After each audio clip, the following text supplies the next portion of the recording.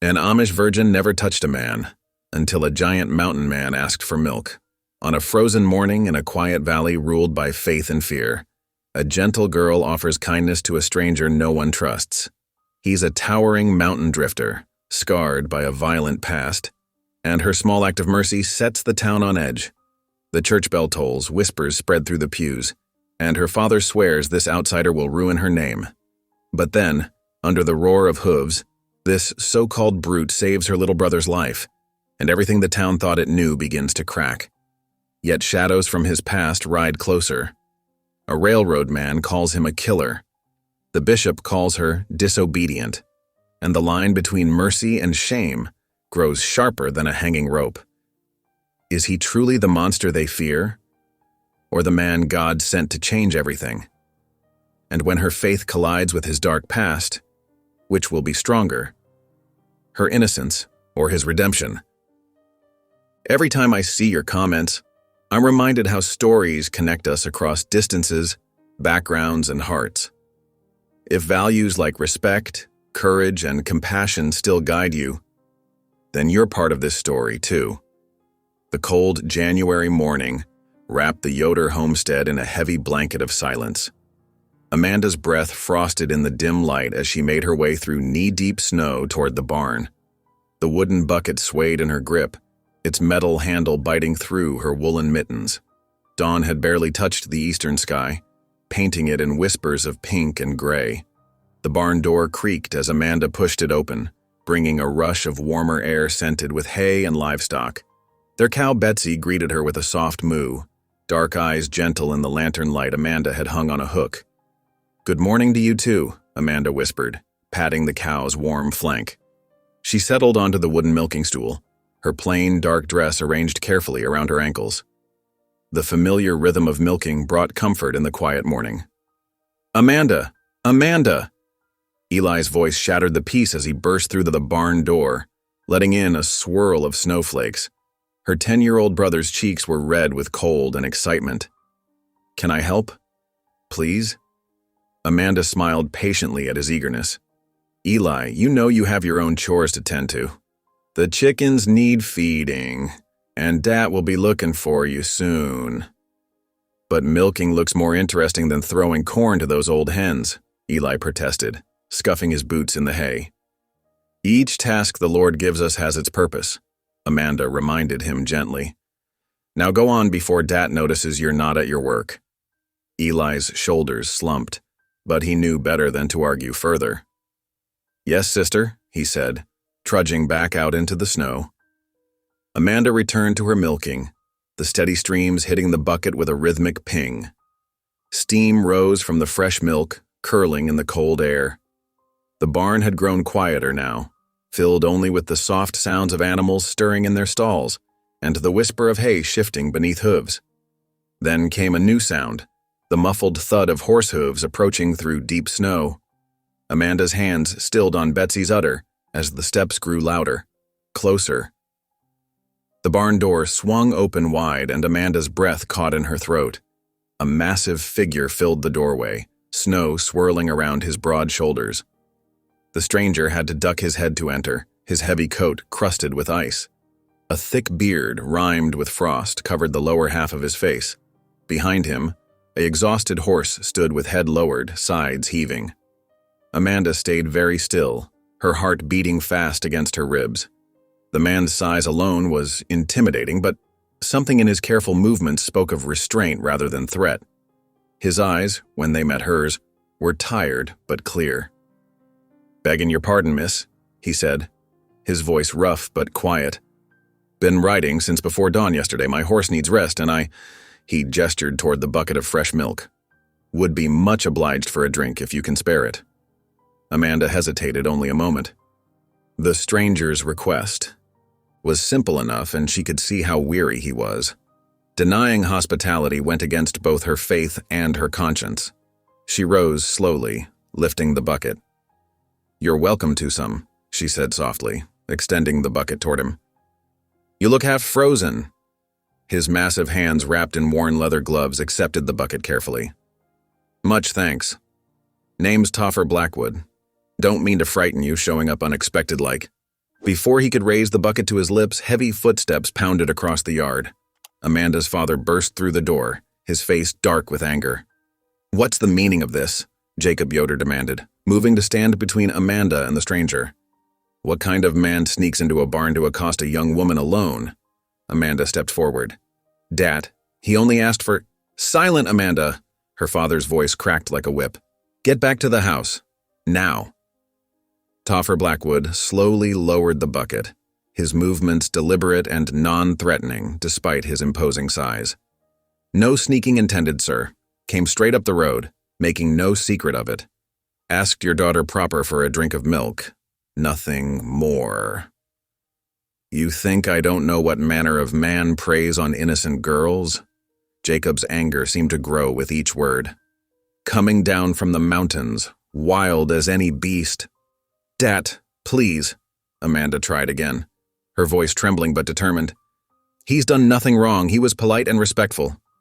"I said be silent." Jacob's face had flushed red beneath his beard.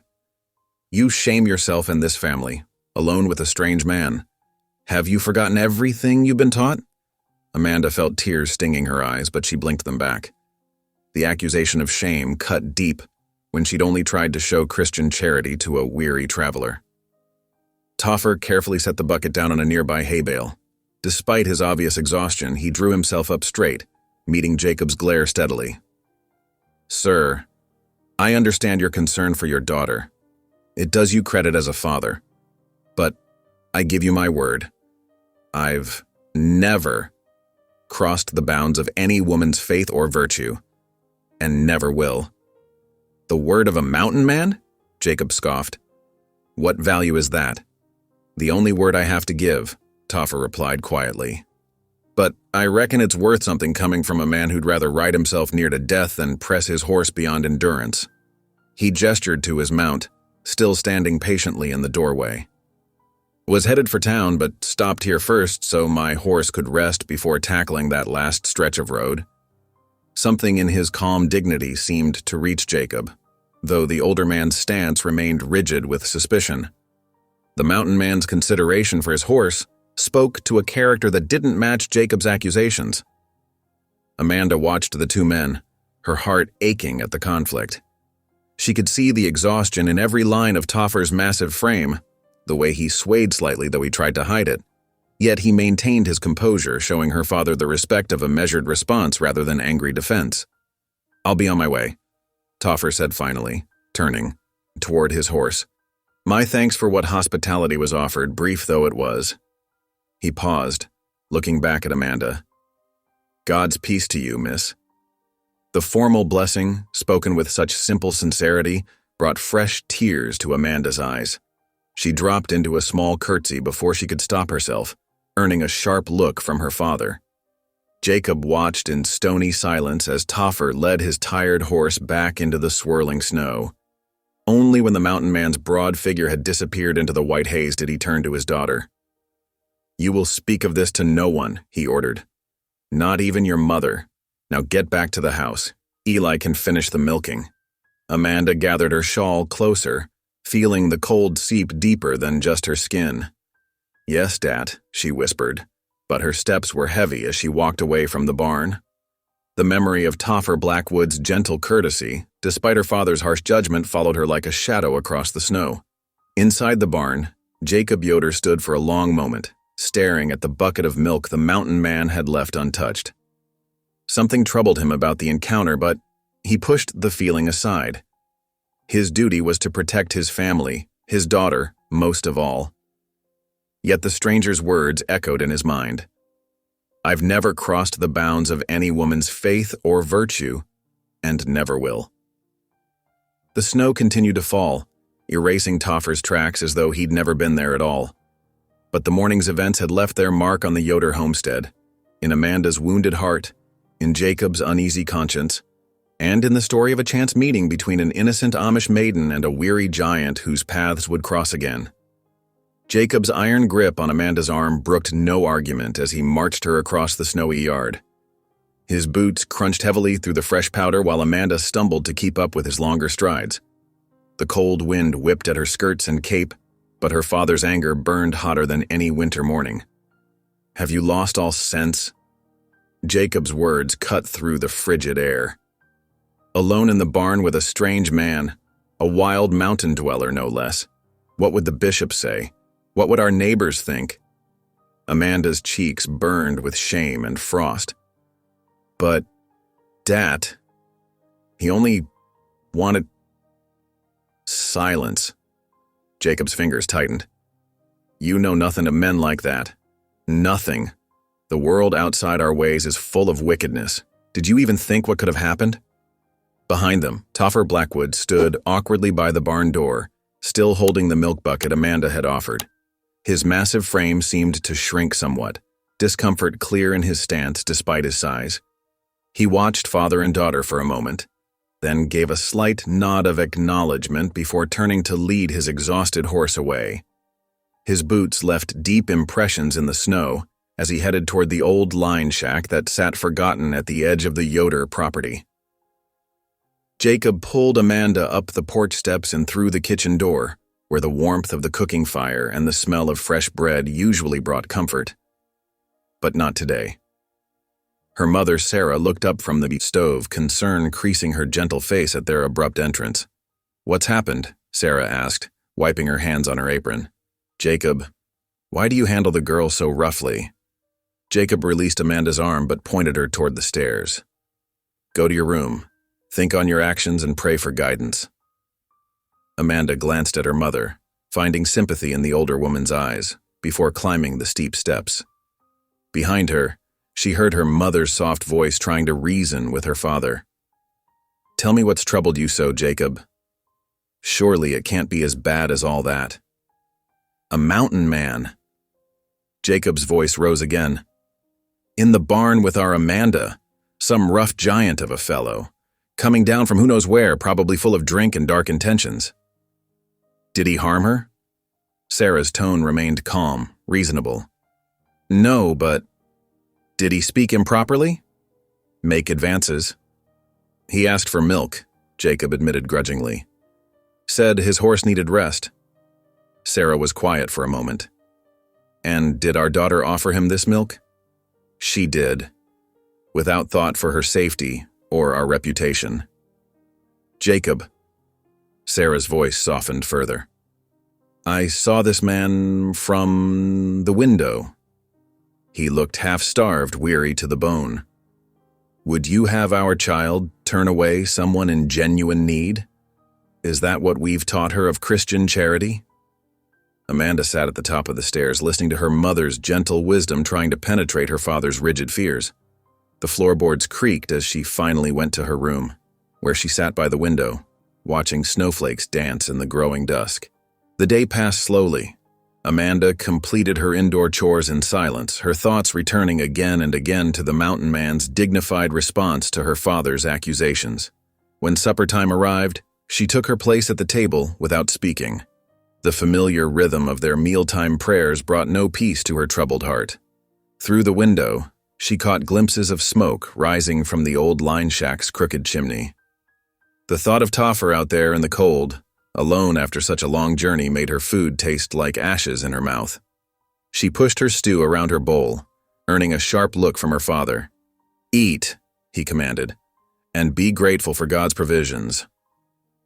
Amanda spooned up some stew, but her appetite had fled. She could not forget the bone-deep weariness in Toffer's eyes, or the careful way he had handled the milk bucket, as if afraid his great strength might somehow damage it. There had been nothing wild or wicked in his manner, only exhaustion and a deep, quiet dignity. After the dishes were cleared and evening prayers completed, Amanda stood at her bedroom window. The moon had risen, casting silver light across the snow-covered landscape.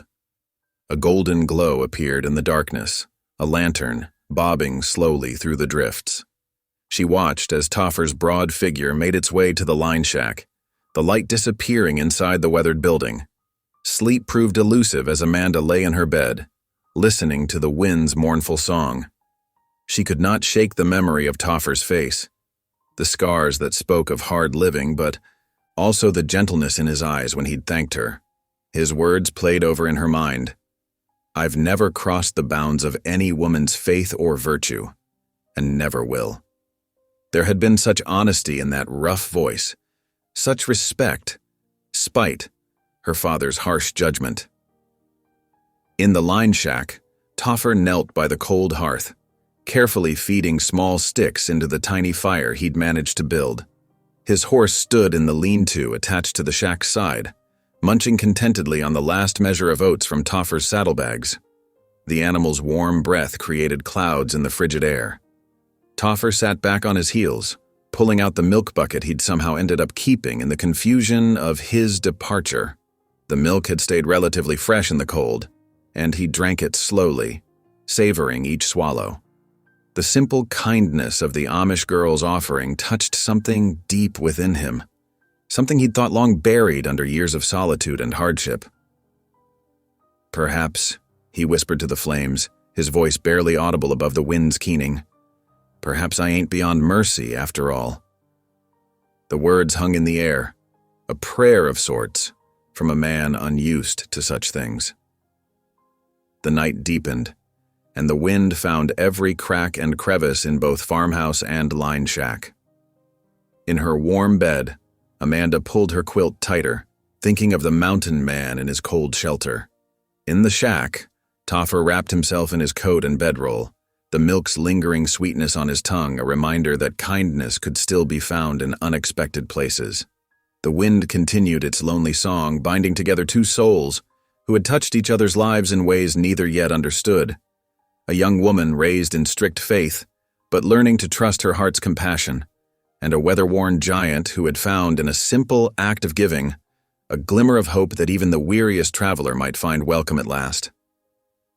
The darkness settled deeper over the Yoder farm as the fire in the line shack dimmed to embers, and the lamp in Amanda's room was finally extinguished. Only the wind remained awake, whispering its ancient stories through the winter night.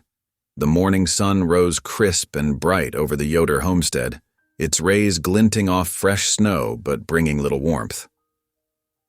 Amanda pulled her woolen shawl tighter as she guided her younger siblings toward the woodpile. Her breath formed small clouds in the bitter air, while 10-year-old Eli and 8-year-old Ruth trudged beside her, their arms already loaded with kindling. "The wood's almost gone," Ruth observed, her small face pinched with cold beneath her bonnet. Amanda nodded, surveying their dwindling supply. "We'll need to gather more from the fallen branches near the creek." She adjusted her own load, the rough bark catching on her dress. "Eli, you can help stack while Ruth and I collect the bigger pieces." But Eli had already wandered toward the horse corral, drawn by the stomping and snorting of their father's new stallion. The beast had arrived just last week, traded from a passing farmer, and Jacob hadn't yet managed to gentle it properly. "Eli," Amanda called sharply, "stay away. From there, that horse isn't safe." "I just want to look," Eli protested, pressing against the wooden rails. "He's so big and strong." The stallion tossed its head, hooves pawing at the frozen ground. Its dark coat gleamed in the morning light, muscles rippling beneath as it paced the enclosure. Amanda felt a flutter of unease watching her brother's fascination with the powerful animal. A sudden gust of wind sent loose hay skittering across the yard. The stallion reared, nostrils flaring at the movement. Before Amanda could shout a warning, Eli had scrambled between the fence rails, reaching for a piece of rope trailing from the horse's halter. "I can catch him like Papa does," he called proudly. The stallion's eyes rolled white with fear. It lunged sideways, the rope whipping around as Eli stumbled, becoming tangled in the trailing length. The boy's triumphant smile transformed into terror as he was yanked off his feet. "Eli!" Amanda screamed. She dropped her armload of wood, racing toward the corral. Ruth's frightened cry echoed behind her. The stallion reared again, pawing the air with iron-shod hooves. Eli thrashed in the rope, trying to free himself as the massive animal danced and spun above him. Amanda's heart threatened to burst from her chest. She was still too far away, and her brother was about to be trampled. A blur of movement caught her eye. Toffer Blackwood vaulted over the far side of the corral, crossing the space in 3 enormous strides. His heavy coat billowed as he positioned himself between Eli and the panicked horse, one hand shooting out to grab the halter rope. "Easy now," his deep voice rumbled, steady and calm despite the chaos. "Easy there, big fellow." The stallion fought against his grip, but Toffer stood like an oak tree, unmovable. His free arms swept down, scooping Eli clear of the rope while maintaining his hold on the horse. Amanda reached the fence just as Toffer set her brother safely on his feet, his massive hands checking the boy for injuries. "You're all right, lad," he murmured. "Just got a bit tangled is all." Amanda vaulted through the rails, gathering Eli into her arms. Her brother was shaking, but otherwise unharmed. "Thank God," she whispered, pressing her face into his hair. "Oh, thank God." Heavy footsteps pounded across the yard as Jacob Yoder arrived, drawn by the commotion. His face darkened at finding Toffer in the corral with his children, but the mountain man was focused entirely on calming the stallion. With gentle pressure on the rope and soft words, he guided the horse in a circle, letting it work off its nervous energy. "What happened here?" Jacob demanded, helping Amanda and Eli out of the enclosure. Ruth's small voice piped up from where she still clutched her kindling. The horse got scared, and Eli was caught in the rope, but Mr. Blackwood saved him. Jacob's stern expression flickered, his eyes moving from his trembling son to the mountain man who had prevented tragedy. Toffer had managed to settle the stallion, though his hand was clearly bleeding where the rope had burned through his skin. "You have my thanks," Jacob said, stiffly, the words seeming to cost him, "for saving my boy." Toffer nodded once, his face unreadable. "No thanks needed. Any man would have done the same." He made to climb the fence, but Jacob's voice stopped him. "Still, I must ask you not to linger near my family again. We keep to our own kind here." Amanda felt her chest tighten at her father's words. She pulled her kerchief from her pocket, stepping forward despite Jacob's warning sound. "Your hand is bleeding, Mr. Blackwood." Toffer glanced down at his injured palm but shook his head at her offered cloth. "It's nothing, miss. Keep your kerchief clean." His eyes met hers briefly, conveying something like respect before he turned away. They watched his broad back retreat toward the line shack, his footprints marking a straight line through the snow. "Inside, all of you," Jacob ordered, his momentary softness gone. "Eli, we'll discuss your disobedience after prayers." The rest of the morning passed in tense silence, broken only by the rhythmic clicking of Amanda's mother's knitting needles. Eli sat in the corner, chastened but alive, while Ruth helped their mother wind yarn. Amanda's fingers fumbled with her mending as she remembered the calm strength in Toffer's voice, the way he'd positioned himself between danger and her brother without hesitation. That afternoon, Amanda accompanied her mother to Stoltzfus's general store for supplies. The bell above the door chimed as they entered, and she immediately noticed how conversation hushed at their arrival. Mrs. Miller and Mrs. Byler stood near the penny candy jars, their heads close together in whispered discussion. "Did you hear?" Mrs. Miller's voice carried despite her attempt at discretion. "There's a giant of a man living in the old Miller line shack. Sarah Zook's boy saw him yesterday. Said he's big as a bear with a wild beard and scars all over." Mrs. Byler clicked her tongue. "I heard he came down from the mountains, probably running from the law. Those types usually are. And now he's hanging around the Yoder place. Someone ought to warn Jacob about such folk." Amanda's mother squeezed her arm in warning before she could speak up in Toffer's defense. They completed their shopping quickly, but Amanda's cheeks burned at the unfair speculation. These women hadn't seen how gentle those massive hands had been checking Eli for hurts, how carefully he'd handled the frightened horse. More customers filtered in as they waited to pay, and the whispers grew. Everyone, it seemed, had an opinion about the stranger in their midst. He was a fugitive, a desperado, a wild man best avoided. The stories grew taller with each telling, like shadows stretching long in the afternoon sun. "Did you see him yourself, Matthew?" Old Mr. Stoltzfus asked his son as he weighed out flour for Amanda's mother. "How big would you say he is?" Matthew leaned on the counter. "Spotted him getting water from the creek yesterday. Must be 7 feet tall if he's an inch, built like a loaded wagon he is." He paused for effect. Wouldn't want to meet him in the dark, that's certain.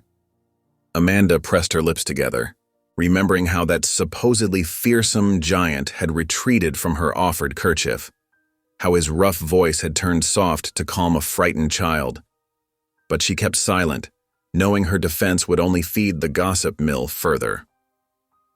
The sun was setting as they left the store, painting the snow in shades of pink and gold. Amanda glanced toward the line shack as they passed, seeing smoke rising steady from its chimney. She wondered if Toffer could hear the wagging tongues in town, if he knew how quickly fear could poison a small community's mind against a stranger. Her mother seemed to read her thoughts. "People fear what they don't understand," she said quietly. "But God calls us to look with clearer eyes than that." Amanda nodded, clutching her packages closer. The evening air had grown sharper with approaching night, but she barely felt the cold. Her mind was too full of the morning's events, the terror of Eli's danger, the swift grace of Toffer's rescue, the warmth in his eyes when he'd refused her kerchief. Whatever the townsfolk might whisper, she had seen the truth of the man's character written clear in his actions. The light was nearly gone when they reached home, the windows of the farmhouse glowing welcome through the dusk. In the distance, a single lantern flickered in the line shack's window, a lonely star burning against the gathering dark. The wooden pews creaked under shifting weight as the Sunday service drew to a close. Sunlight filtered through the meeting house's plain windows, casting long rectangles across the worn floorboards. Amanda sat with her hands folded in her lap, her prayer cap slightly askew after the long morning of worship. As the congregation began to disperse, she noticed her father lingering near the back, deep in conversation with Bishop Miller. Their heads were bent close together, voices low but carrying in the emptying room. Amanda pretended to adjust her shawl while straining to hear their words. "The girl must be kept away from him, Jacob." Bishop Miller's stern voice held no room for argument. "We cannot risk temptation leading her astray from the path of righteousness." Her father's response was gruff but concerned. "She has always been obedient, Bishop. But you are right. The stranger's presence troubles me. This Blackwood fellow," the bishop continued, "he represents everything our way of life stands against. Violence, worldliness, pride. If Amanda were to develop improper feelings, her standing in the community would be ruined." Amanda felt her cheeks burn. She gathered her hymnal and hurried outside, where the winter air cooled her flushed face. Their words followed her home, echoing against her rising sense of unfairness. They spoke of Toffer as if he were some sort of demon, when she had seen nothing but gentleness in his actions. That afternoon, while her family rested after the heavy Sunday dinner, Amanda stood at the kitchen window, washing dishes. A thin curl of smoke rose from the direction of the line shack, barely visible against the gray sky. She thought of Toffer's injured hand, of how he had refused even the simple comfort of her kerchief. The basket sat empty on the counter, recently cleared of the day's bread. Without allowing herself to think too deeply about her actions, Amanda lined it with a clean cloth. She placed 2 fresh loaves inside, still warm from the morning's baking, and added a small crock of butter wrapped in muslin. Her movements were quick but quiet as she slipped on her heavy shawl and lifted the basket. "I'm going to check on the chickens," she called softly toward the sitting room, where her mother dozed in her rocking chair. A murmured acknowledgement was her only answer. The path to the line shack was well packed from Toffer's comings and goings. Amanda's boots left shallow prints in the snow as she hurried along, her heart beating faster with each step. The sound of splitting wood grew louder as she approached. Toffer stood in a scatter of fresh-cut logs, his massive frame doubled over the chopping block. His injured hand was wrapped in a dirty strip of cloth, but he wielded the axe with precise force, each stroke falling true. He paused mid-swing when he noticed her approach, straightening to his full height. "Miss Yoder," he said, carefully, lowering the axe. "You shouldn't be here." Amanda lifted her chin, though her voice trembled slightly. I brought you some bread and butter." She set the basket on a nearby stump. "Your hand needs proper tending." Toffer glanced down at his makeshift bandage, then back at her. Wonder and wariness warred in his expression. "Why would you risk trouble for my sake?" "Because it's right," Amanda said simply. She gestured at the fresh split wood. "Scripture teaches us to care for our neighbors. And you saved my brother, yet work out here alone with an injured hand." A ghost of a smile touched Toffer's weathered face. "Been a long while since anyone called me neighbor?" He set the axe aside and settled onto a log, respecting the proper distance between them. "Tell me, Miss Yoder, what else does your scripture say about helping strangers?" Amanda's eyes lit up at the invitation to share her faith. "Well, Hebrews tells us to show hospitality to strangers, for by doing so, some have entertained angels unaware." "No angel here," Toffer said quietly. "Just a man trying to leave his mistakes behind." He looked up at the mountains rising sharp against the sky. "Spent 15 years up there, living wild. Did things I'm not proud of. Came down hoping to find, I don't rightly know. Peace, maybe. Redemption, if such a thing's possible for the likes of me." Amanda followed his gaze to the snow-capped peaks. "God's mercy reaches everywhere," she said softly. "Even the highest mountain." They sat in comfortable silence for a moment, the winter wind sighing through bare branches above. Amanda noticed how Toffer's massive hands, capable of such strength, now rested gentle and still against his knees. "I should return before I missed," she said finally. "But I'll bring fresh milk tomorrow, if you'd allow it. Your hand needs better bandaging, too." Toffer's expression held a mixture of gratitude and concern. "You're kind, Miss Yoder, but I don't want to cause trouble. Between you and your people, some troubles are worth bearing," Amanda replied, surprising herself with her boldness. She turned to go, then paused. "The bread is still warm. You should eat while it keeps its heat." She hurried back along the path, her empty basket swinging at her side. Behind her, Toffer remained seated on the log, staring at the covered bread as if it were something precious and strange. His rough fingers traced the edge of the cloth, and his lips moved in half-remembered prayer. "Our Father," he whispered, the words coming back to him slowly, like spring water seeping through stone. "Who art in heaven." Back at the farmhouse, Amanda slipped inside and hung up her shawl. Her mother still dozed by the fire, and no one had noticed her brief absence. She returned to her dishes, but her movements were less steady now. Guilt and certainty warred in her heart. Guilt at the secret she now carried, certainty that she had done right by God's law of compassion, if not man's law of separation. The afternoon light began to fade, painting the snow in shades of blue and purple.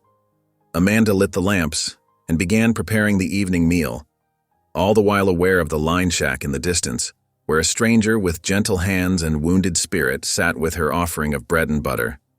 She found herself praying as she worked, not the formal prayers of Sunday service, but simple words asking for guidance, for wisdom, for the courage to follow her conscience, even when the path ahead seemed uncertain.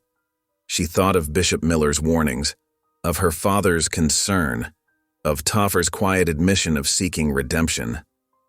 The butter knife moved steadily across the bread for the family's supper as she considered what tomorrow might bring. One thing she knew for certain: she would keep her promise to return with milk no matter the risk. Some bonds, once formed, demanded honor beyond the boundaries of custom or caution. Outside, the winter wind carried the sound of Toffer's axe across the snow, steady and strong despite his injury, each stroke a reminder of work that needed doing, regardless of past or future. Each log split a small step toward whatever redemption he sought in these lower valleys. Dawn painted the snow in shades of rose and gold as Amanda made her way to the barn. The familiar scents of hay and livestock greeted her as she collected the morning's milk, carefully pouring it into her mother's second-best pitcher. Her hands trembled slightly as she reached for the small apple pie she'd hidden beneath her shawl, saved from yesterday's supper when no one was looking. The walk to Toffer's line shack felt both longer and shorter than before. Every snapping twig made her jump, though she tried to tell herself she was just doing her Christian duty. The smoke from his chimney rose straight up into the still morning air, a beacon drawing her forward. Toffer stood at his chopping block, but he wasn't wielding the axe. Instead, he seemed lost in thought, staring at the mountains. The crunch of Amanda's boots in the snow alerted him to her presence. "Miss Yoder," he said, turning with surprise, evident on his weathered face, and I didn't expect. His eyes fell to the pitcher and pie in her hands. "Good morning," Amanda said softly, setting her offerings on the familiar stump. "I thought you might be hungry." Toffer's massive frame shifted uncomfortably. "You shouldn't keep coming here. If your father found out—" "I told them I'm checking the far pasture fence," Amanda interrupted, then blushed at her boldness. "Besides, your hand still needs tending."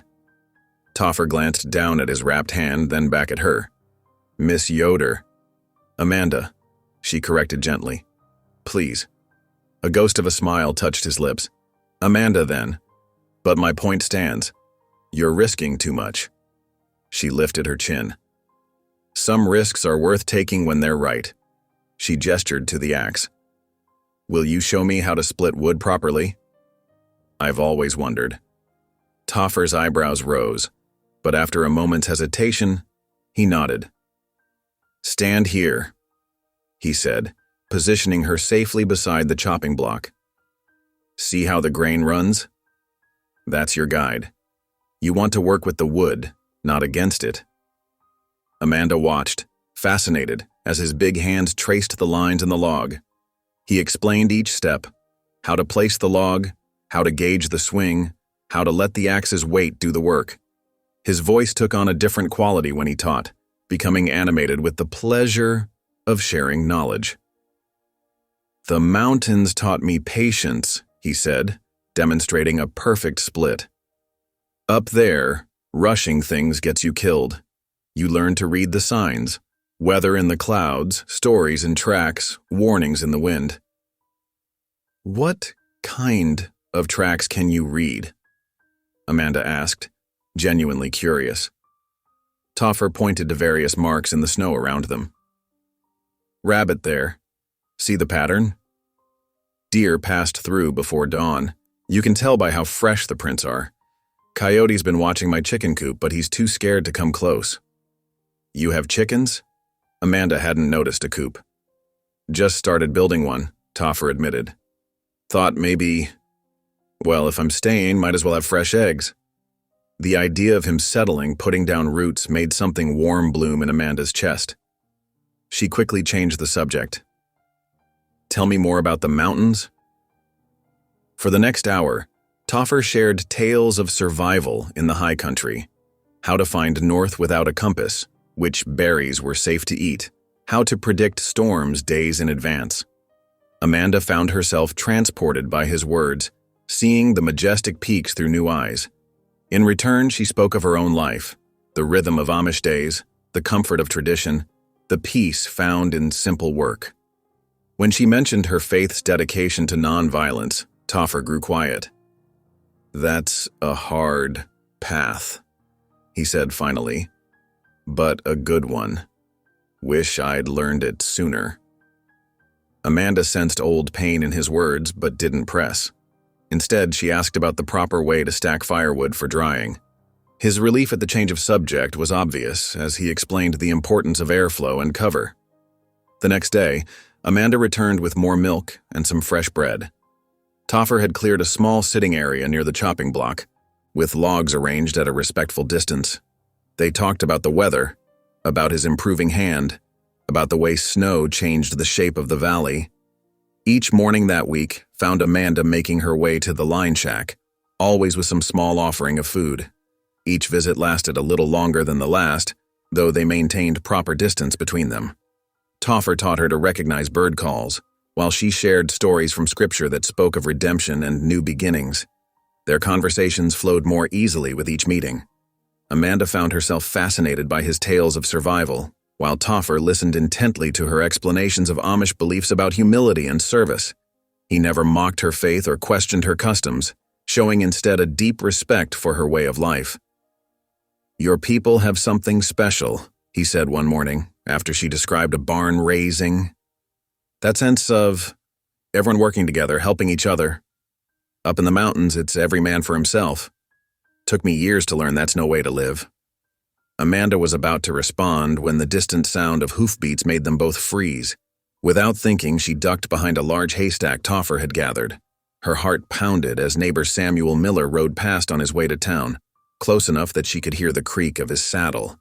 Once the rider was gone, Amanda emerged from hiding, her cheeks flushed with more than just cold. "I should go," she whispered, gathering her shawl closer. Toffer nodded, concern etched on his face. "Perhaps it's best if you don't come back. The risk—" "I'll return tomorrow," Amanda said firmly, though her hands shook slightly. "You still need milk and your hand isn't fully healed."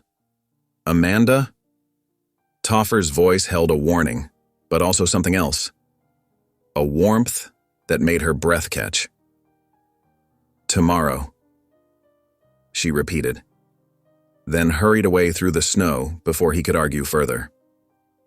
As she walked home, Amanda's mind raced. The close call with Samuel Miller should have frightened her more, should have convinced her to stop these daily visits. Instead, she felt more certain than ever that she was doing right. Toffer was changing. She could see it in the way he spoke more freely, in how he was planning for a future here with his chicken coop and garden plots. She thought of his quiet strength, his careful respect for her beliefs, the gentleness that belied his massive size. The warmth in her chest when he taught her about the mountains or listened to her stories wasn't something she could ignore anymore, even though she knew she should. Back at the farmhouse, Amanda went about her chores with particular care, determined not to give anyone reason to question her morning absences. As she worked, she found herself humming hymns of praise, her heart light despite the weight of her secret. Tomorrow would bring another chance to help a soul seeking redemption, and if that help brought joy to her own heart, well, surely that was God's doing too. The quilting bee hummed with activity in the church basement that Saturday afternoon. Sunlight filtered through narrow windows, casting warm squares on the wooden floor where 24 women gathered around the frame. Their needles flashed in practiced rhythm, stitching together pieces of the wedding quilt for Martha Stoltzfus's daughter. Amanda sat near the corner, her fingers working steadily as she added tiny, even stitches to her section. The familiar motion brought comfort, even as worried thoughts about Toffer tugged at her mind. Around her, conversation flowed like a gentle stream, carrying bits of news and neighborhood happenings. Sarah Zook, a widow of 3 years, sighed heavily as she adjusted her section of the quilt. "My fence is falling down again," she said, shaking her head. "The post just won't hold in this frozen ground. Found it broken yesterday morning and my goats nearly got loose." Amanda's needle paused mid-stitch. She knew exactly why Sarah's fence had been repaired. She'd seen Toffer working there 2 days ago, though he'd asked her not to mention it. "And that's not all," Rachel Miller added, leaning forward. "I saw strange footprints near my chicken coop. Big ones, like a giant had walked through." The women clucked their tongues sympathetically. "It's that mountain man," Hannah Yoder whispered, though not quietly enough. "My Samuel says he's still living in that old line shack, doing who knows what." "I heard he killed a man up in the mountains," another woman murmured. "Just imagine having such a person so close to our homes." Amanda's cheeks burned. The needle pricked her finger, leaving a tiny dot of blood on the white fabric. She quickly dabbed it away, but the sting of both the prick and the gossip made her eyes water. "He seems dangerous," Sarah continued. "All alone up there, watching our farms. I'm just grateful my fence got fixed somehow." "Toffer fixed it." The words burst from Amanda before she could stop them. The rhythmic sound of needlework ceased abruptly, leaving the basement in stark silence. Every head turned toward her. Amanda's hands trembled, but she forced herself to continue. He saw it was broken and mended it in the night. He didn't want thanks or payment. He just wanted to help." The silence grew heavier. Sarah Zook's mouth hung open in surprise, while Rachel Miller's eyes narrowed with suspicion. Amanda could feel the weight of their stares, the unspoken questions hanging in the air. Amanda Yoder. Bishop Miller's stern voice cut through the quiet like a knife. He stood in the doorway, his tall frame casting a long shadow across the floor. A word, if you please. Amanda's heart pounded as she set aside her needlework and followed the bishop into the church proper. Sunlight streamed through the plain windows, but the air felt cold despite the afternoon warmth. "Child," Bishop Miller began, his voice carrying that particular tone of diplomatic concern that Amanda had come to dread, "you speak with surprising familiarity about this stranger Amanda clasped her hands tightly together. "I only spoke the truth, Bishop Miller. The truth can be dangerous when it leads young hearts astray." He studied her face carefully. "This man is not of our ways. He carries violence in his past, darkness in his soul. It is not proper for a young woman of faith to defend such a person." "But if he seeks to do good," Amanda started. "Enough." The bishop's voice hardened. "You will not speak of him again. Such talk brings danger to our community and shame to your family. Do you understand?" Amanda lowered her eyes, fighting back tears. "Yes, Bishop Miller." "Good. Now return to your quilting and let us hear no more of this matter." The walk home that evening felt longer than usual. Amanda's feet dragged through the fresh snow as she replayed the afternoon's events in her mind. The disappointment in Bishop Miller's voice echoed in her thoughts, but it couldn't drown out the certainty in her heart that speaking up had been right. The sun was setting behind the mountains, painting the snow in shades of pink and gold. As Amanda passed near the line shack, she caught a glimpse of smoke rising from its chimney. The sight made her pause, imagining Toffer inside, alone with his thoughts. Inside the crude shelter, Toffer sat close to the fire, his massive frame hunched over as he worked with careful precision. Between his thick fingers, he held a bone needle, carved from a deer antler he'd found. The tear in his coat had grown worse over the past week, letting in the bitter wind. His stitches were clumsy compared to Amanda's fine needlework, but they would hold. As he sewed, he thought about her daily visits, how she always brought not just food, but also conversation, treating him like a person worthy of respect rather than some fearsome creature to be avoided. The coat's rough fabric moved through his hands, and with each stitch, memories surfaced.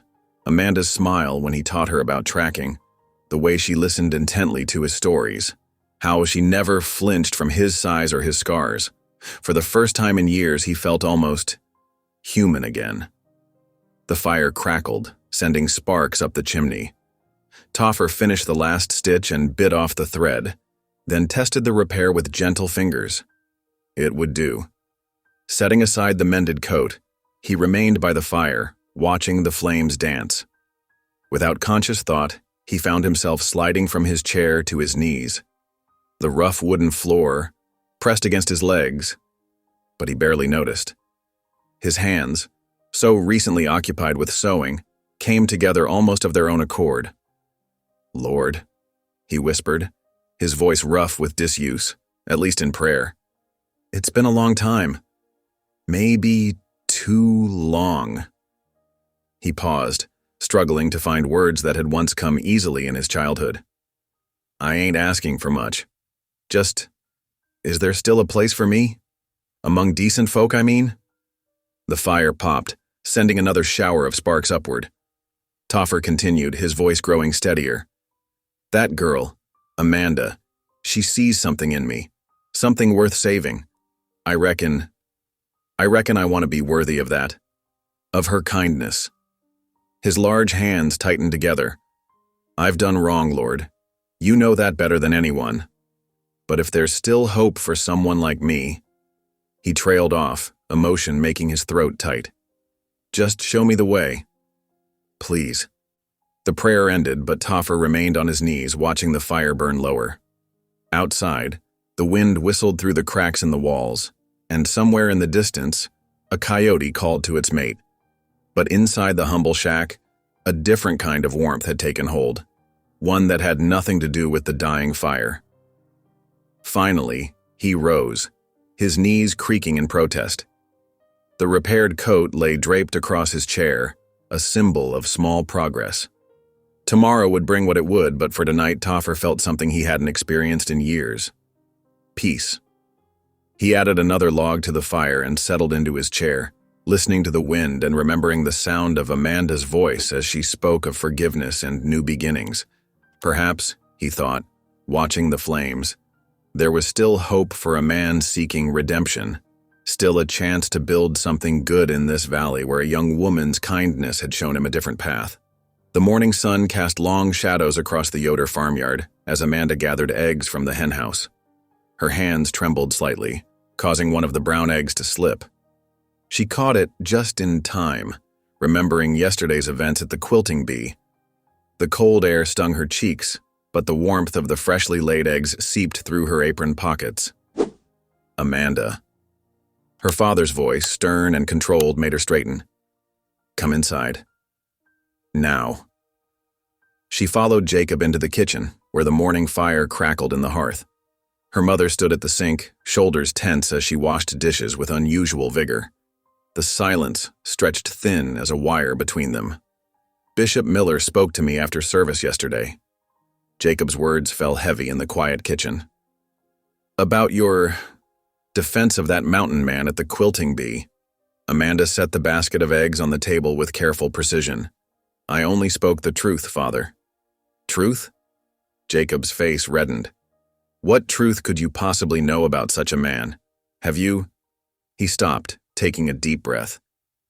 This is exactly why we must act now, before your willful nature leads you further astray. Her mother turned from the sink, drying her hands on her apron. Jacob, perhaps... No, Sarah. This must be settled. He faced Amanda squarely. Samuel Lapp has expressed his interest in courtship. He is a good man, from a respected family. He follows the Ordnung without question. Amanda's heart seemed to stop. Samuel Lapp. The name felt like sand in her mouth. Yes. He's spoken to me about his intentions. Jacob's voice softened slightly. This is the proper way, Amanda. The safe way. Samuel can provide for you. Give you a good Amish home. But Father, I don't... Enough. Jacob's palm struck the table, making the egg basket rattle. You will prepare yourself to receive his courtship. This is not a request. Tears pricked at Amanda's eyes, but she blinked them back. Her father had never struck her, would never strike her, but his words felt like physical blows. Samuel will join us for supper this evening. Jacob's tone made it clear the discussion was over. You will be gracious and welcoming. Do you understand? Amanda nodded, not trusting her voice. The kitchen suddenly felt too small, too confined. She fled outside, barely remembering to grab her shawl. Her feet carried her toward the creek, where bare branches swayed in the winter wind. The water rushed dark and cold between its banks, chunks of ice clinging to the edges. Amanda sank onto a fallen log, finally allowing her tears to fall. Miss Amanda? The quiet rumble of Toffer's voice startled her. He stood a respectful distance away, concern etched on his weathered face. Are you all right? She hastily wiped her eyes with her sleeve. I shouldn't be here. Neither should I, he admitted, but didn't move away. Something's troubling you fierce. The sympathy in his voice broke something inside her. The whole story spilled out. The quilting bee, Bishop Miller's rebuke, her father's demands about Samuel Lapp. Toffer listened without interrupting, his massive frame still as stone. Your father's right, he finally said, each word seemingly dragged from deep inside him. A proper Amish man. That's what you need. Not ... He gestured to himself, a bitter smile touching his lips. No. Amanda stood, suddenly fierce. God doesn't care about proper when he offers grace. He can raise new life even out of broken men. That's what the good book teaches us. Toffer's eyes widened at her vehemence. Miss Amanda... I've seen your heart, Toffer Blackwood. Seen how you help others asking nothing in return. How you saved my brother without hesitation. There's more godliness in those actions than in all Samuel Lapp's proper ways. A twig snapped somewhere in the distance, making them both start. Toffer took a step back, his face troubled. We should return separately. Can't risk being seen together. Amanda nodded, gathering her shawl closer. I know. She paused, then added softly, but I meant what I said. He watched her go, his expression unreadable. Only when she was out of sight did he whisper, I know you did, Miss Amanda. That's what frightens me most. The afternoon passed in a blur of chores and preparation. Amanda helped her mother cook, her movements mechanical as she kneaded bread and stirred soup. The house filled with the smell of good food, but her appetite had vanished. As the sun began to set, Samuel Lapp arrived. He stood awkwardly in the doorway, his best black hat in his hands, while Jacob welcomed him inside. Amanda noticed how his boots had been freshly cleaned, how his collar stood stiffly sear-darnched. Good evening, Amanda. Samuel's voice carried the formal tones of one who had practiced his words. You look very nice this evening. She murmured the expected thanks, though she wore the same dress she'd worn all day. They sat down to supper, Samuel taking the honored guest's place beside her father. Samuel has been expanding his farm, Jacob mentioned as they passed the bread. Built a fine new barn last summer. Indeed. Samuel straightened slightly. And I've been thinking of adding more dairy cows in the spring. The conversation continued, a careful dance of property and prospects. Amanda responded when spoken to, passed dishes. When asked, but her mind kept drifting to the creek to Toffer's face in the winter sunlight. Amanda does beautiful needlework, her mother offered, trying to draw her into the discussion. She finished a lovely quilt just last month. Samuel nodded earnestly. Yes, I've noticed her fine stitching. Very neat and proper, just as it should be. He smiled at Amanda, clearly pleased with his compliment. The lamplight flickered across the table, casting wavering shadows on the walls. Amanda remembered different lamplight, how it had caught in Toffer's eyes by the creek, showing depths of understanding that Samuel's proper praise could never reach. Perhaps Amanda could show you her latest project after supper, Jacob suggested, giving her a meaningful look. Oh, yes, Samuel agreed quickly. I would very much like to see it. Amanda's hands clenched in her lap. The thought of making polite conversation over her needlework while Samuel hinted at future plans made her throat tight, but she saw no escape from this path her father had chosen. The meal continued, each minute stretching like molasses in winter. Samuel spoke of spring planting, of new fencing needed, of the proper way to train a horse. His words blurred together in Amanda's ears, overcome by the memory of Toffer's quiet voice explaining how to read weather in the clouds, how to calm a frightened animal with gentle patience.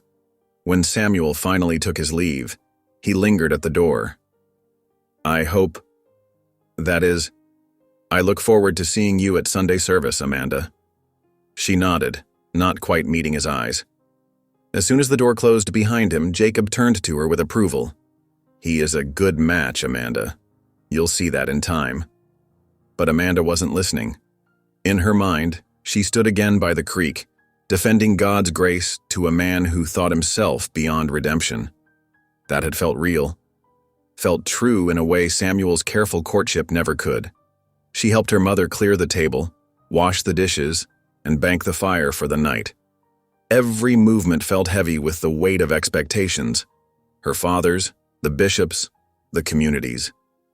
Only in her memory of Toffer's face, showing pain at her distress, did she find any lightness. Later, in her small bedroom, Amanda knelt by her window. The moon cast silver light across the snow, making it glitter like countless diamonds. Somewhere out there, past the barnyard and the frozen fields, a lamp burned in a lonely line shack. She wondered if Toffer knelt in prayer again tonight, if he still doubted his worth in God's eyes. Her own prayers that night were confused things, torn between duty and the truth of her heart. But as she finally drifted toward sleep, She found herself returning to the words she'd spoken by the creek, about new life rising from broken pieces. Perhaps, she thought, those words had been meant for her as much as for Toffer. The first warm breeze of early spring whispered through the valley, bringing with it the drip, drip, drip of melting snow from the eaves. Amanda stood at the general store's counter, counting out pennies for a spool of thread, when the jingle of spurs caught her attention. 4 men strode through the door, their boots leaving muddy prints on the wooden floor. They carried themselves with the confident air of those who expected to be noticed. The leader, a lean man with hard eyes, approached the counter next to Amanda. "Harlan Pike," he announced to Mr. Weber, the shopkeeper. "Railroad Survey Crew Foreman." He pulled out a sheet of paper covered in official-looking stamps. "We'll be mapping the valley for the new line. Need some supplies." Amanda kept her head down, pretending to examine the thread, but her ears caught every word. The whole town had buzzed with rumors about the railroad coming through.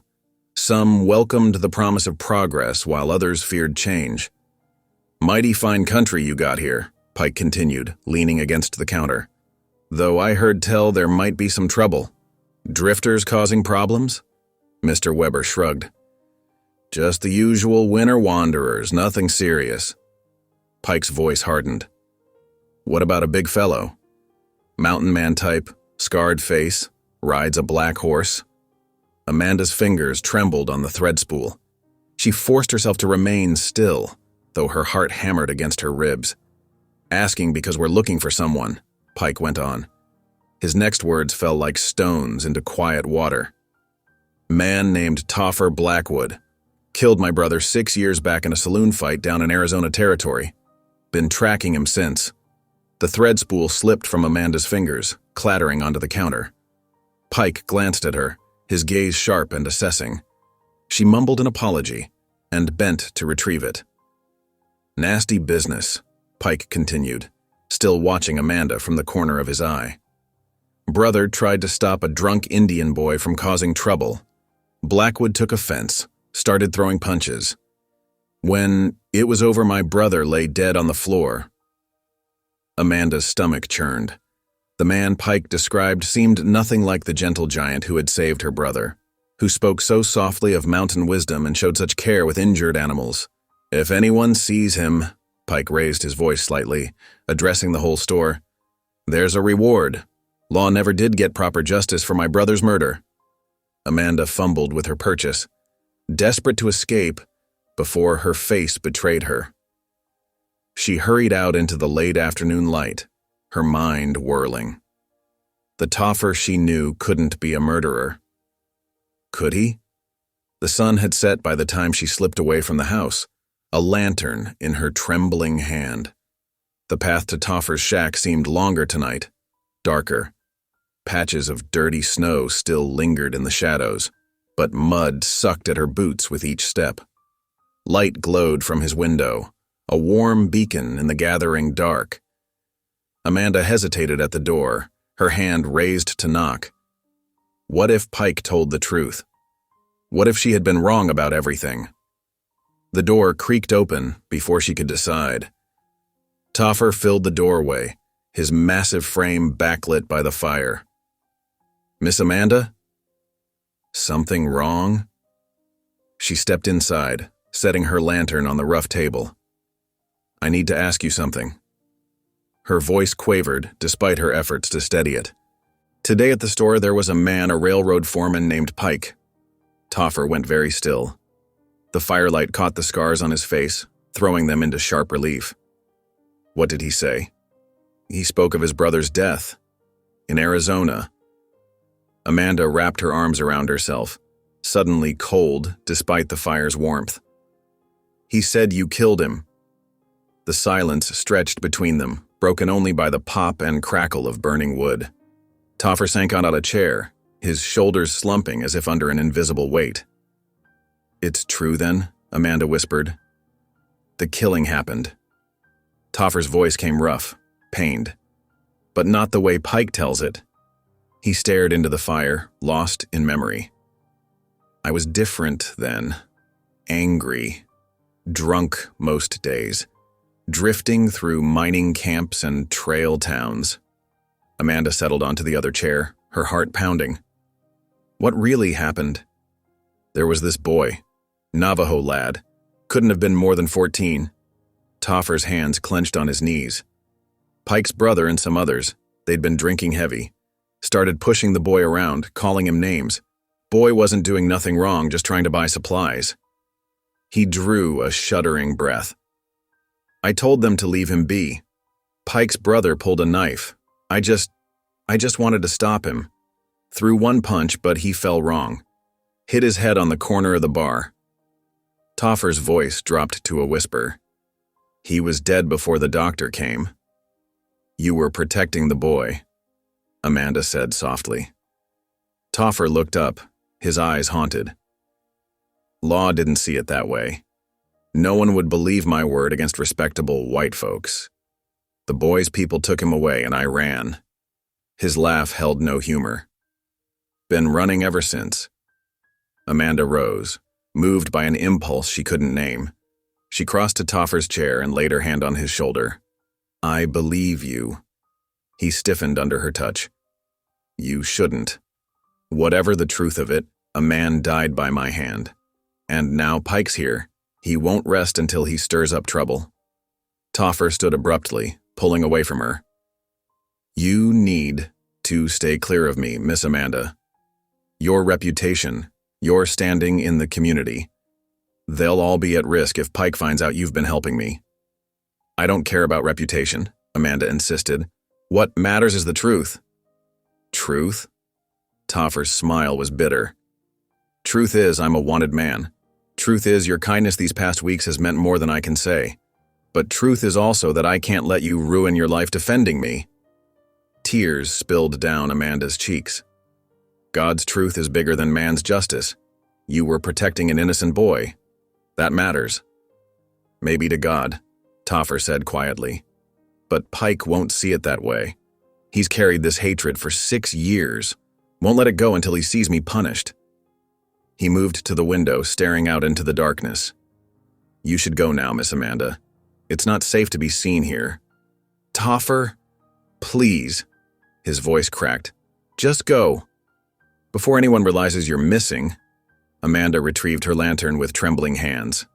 At the door, she paused. I meant what I said. I believe you. She thought she heard him whisper, thank you, as she stepped into the night, but it might have been just the wind in the trees. The walk home seemed colder, darker than before. Yet, despite her fears, despite the danger Toffer warned of, Amanda felt strangely peaceful. The truth had been revealed, painful though it was, and truth, she believed, would somehow light the way forward, even if that path led through shadow. Inside her dark house, Amanda crept to her room, careful not to wake her family. She knelt by her bed, prayers flowing from her heart. Prayers for Toffer's safety, for Pike to find peace instead of vengeance, for guidance in the days to come. The moon cast silver light through her window, turning the remaining patches of snow to pearl. Somewhere out there she knew Toffer kept his own lonely vigil, but he was no longer alone with his burden. She would stand by him, whatever storms gathered on the horizon. The morning sun cast long shadows through the meeting house windows as Amanda sat with her hands folded in her lap. The wooden bench felt hard beneath her, but the stern faces of the elders were harder still. Bishop Miller's grave expression matched the somber black of his beard as he studied her from across the room. 5 elders had gathered, including her father Jacob, who sat with rigid shoulders among them. Their presence on a Sunday afternoon could mean only one thing. Judgment was coming. Amanda's throat felt dry, but she kept her chin steady, drawing strength from the conviction in her heart. Sister Amanda, Bishop Miller began, his voice heavy with authority. We have heard troubling reports. Reports of your continued association with the Englisher who stays in the line shack. The silence stretched thick as molasses. Amanda could hear the ticking of the wall clock, each second falling like a hammer blow. These meetings with the outsider must cease, another elder added. His weathered face creased with concern. It brings shame upon your family and our community. Amanda glanced at her father. Jacob's jaw was set tight, his eyes fixed on some distant point beyond the window. She knew he felt the weight of this moment. His reputation, his daughter's future, the community's judgment all hanging in the balance. "The man is kind," Amanda said softly, her voice barely above a whisper. "He helped our family, saved Eli from harm. One good deed does not make him suitable company for an Amish maiden," Bishop Miller countered. "There are rumors about his past. Violence. Murder." He leaned forward, his expression stern but not unkind. "Sister Amanda, you must understand. Continued defiance in this matter could lead to shunning." The word fell like a stone into still water. Shunning. The ultimate punishment, to be cut off from family, from community, from everything she had ever known. Amanda felt her hands trembling in her lap and clasped them tighter. "The path of righteousness is clear," the bishop continued. "You will cease all contact with this man. Your father will ensure you remain close to home where you belong." Amanda bowed her head, letting her prayer cap shield her expression. But inside, where no one could see, her resolve burned bright as a lantern flame. Toffer deserved mercy, deserved a chance at redemption. If showing him kindness meant risking everything, then perhaps that was God's test of her faith. "Do you understand what is required of you?" Bishop Miller pressed. "Yes, Bishop Miller," Amanda replied, her voice steady despite her racing heart. "I hear your words." The meeting concluded with a prayer, but Amanda barely heard the words. As she walked home beside her silent father, spring mud sucking at their boots, she felt the weight of her secret determination like a stone in her chest. The next morning brought market day, drawing folks from miles around into town. Amanda accompanied her mother to sell eggs and fresh bread, careful to maintain a properly modest demeanor. But her eyes kept straying to the street, where railroad crews bustled about their business. The confrontation exploded like summer thunder. "Murderer," the shout cut through the market day bustle. "There he stands, the man who killed my brother." Amanda's heart lurched as she recognized the railroad foreman's voice. Pike stood in the middle of the street, his face twisted with rage as he pointed at Toffer, who had been loading supplies into his saddlebags. The crowd quickly gathered, drawn by the prospect of drama. Amanda pressed back against the general store's wall, her breath catching in her throat as she watched. "6 years I've hunted you, Blackwood," Pike snarled, advancing down the street. 6 years since you beat my brother to death in that saloon." Toffer's massive frame seemed to shrink, not with fear but with a deliberate humility that made Amanda's heart ache. He kept his eyes lowered, his hands loose at his sides, a stance that spoke of peace rather than threat. "Nothing to say for yourself, killer?" Pike's voice dripped with venom. "No excuses about the Indian boy this time?" The crowd pressed closer, their whispers rising like wind through wheat. Amanda saw the railroad crews nudging each other, grinning at the prospect of violence. Townfolk stood more cautiously, measuring the giant stranger against Pike's accusations. "I have said all I need to say about that night," Toffer spoke finally, his voice low but clear enough to carry. "I cannot change what happened, only how I live now." "How you live?" Pike barked a harsh laugh. "You live like a coward hiding in the hills. My brother's blood is on your hands." "That's true enough," Toffer agreed quietly. "I carry that burden every day. But I won't carry hate anymore, Mr. Pike. There's been enough of that." He turned away, beginning to mount his horse. Pike's face flushed dark with rage. "Don't you turn your back on me, murderer!" He lunged forward, shoving Toffer hard between the shoulder blades. The crowd gasped, expecting violence. Amanda's fingers dug into her palms as she watched Toffer stumble slightly. But he didn't turn, didn't raise a hand in anger. Instead, he steadied himself against his saddle and looked back at Pike with something like pity in his eyes. "I'm sorry for your loss, truly," Toffer said. "But fighting won't bring him back." He swung into the saddle with fluid grace, his size making the movement all the more impressive.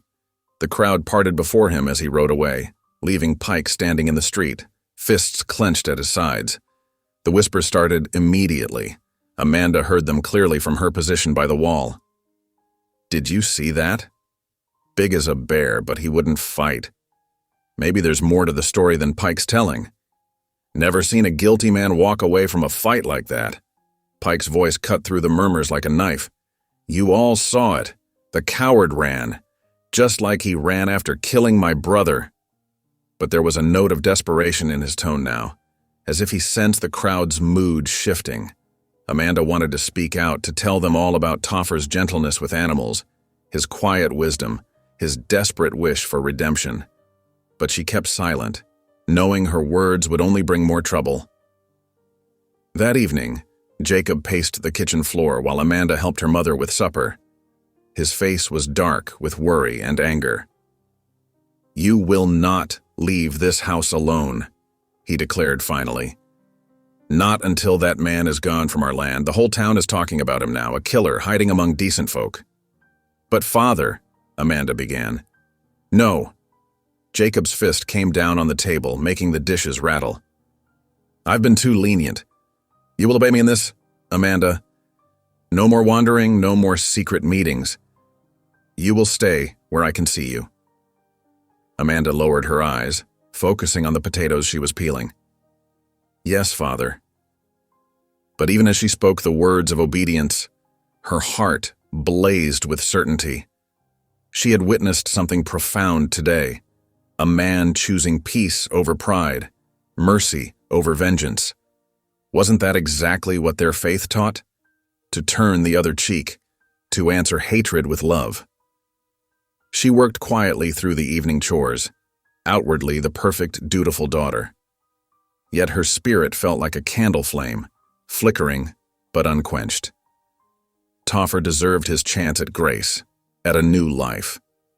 Perhaps God had placed her here, in this moment, to help make that possible. The stars emerged one by one as darkness settled over the farm. Amanda stood at her bedroom window, gazing out toward the line shack where a single light burned in the distance. She whispered a prayer into the night air, not for herself, but for Toffer, for his safety, for his peace of mind, for the chance to prove to others what she already knew about his changed heart. Tomorrow would bring new challenges, new decisions. But tonight, Amanda held fast to her conviction, letting it warm her like a banked fire against the growing cold of judgment and fear. The morning sun cast long shadows across the farmyard as Amanda hurried through her chores. Her mind raced with worry about Toffer, wondering if he still waited in that lonely shack or if fear had already driven him into the hills. She hadn't seen his lamp burning the night before. "Father," she called out as Jacob passed the barn door. "Aunt Rebecca sent word asking for help. She needs food taken to her, and Mother suggested I could go." Jacob paused, frowning. "Your aunt's place is in town. There will be many eyes to watch you there and back." Amanda kept her face carefully neutral as she continued sweeping. "Yes, father. I thought it proper to ask permission first." Her father studied her for a long moment, then nodded slowly. "Very well. But straight there and back, mind. No wandering." "Of course, father." Amanda's heart hammered in her chest, but her voice remained steady. "I'll pack a basket right away."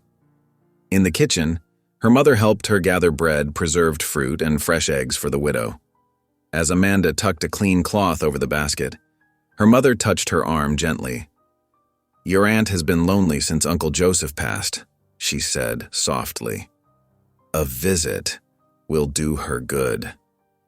Amanda felt a stab of guilt at using her aunt's genuine need as cover for her true purpose. But surely God would understand that mercy sometimes required careful steps. The morning air held a hint of spring as Amanda set out on foot, her heavy basket swinging from her arm. She walked briskly along the road toward town, making sure neighbors saw her heading in the proper direction.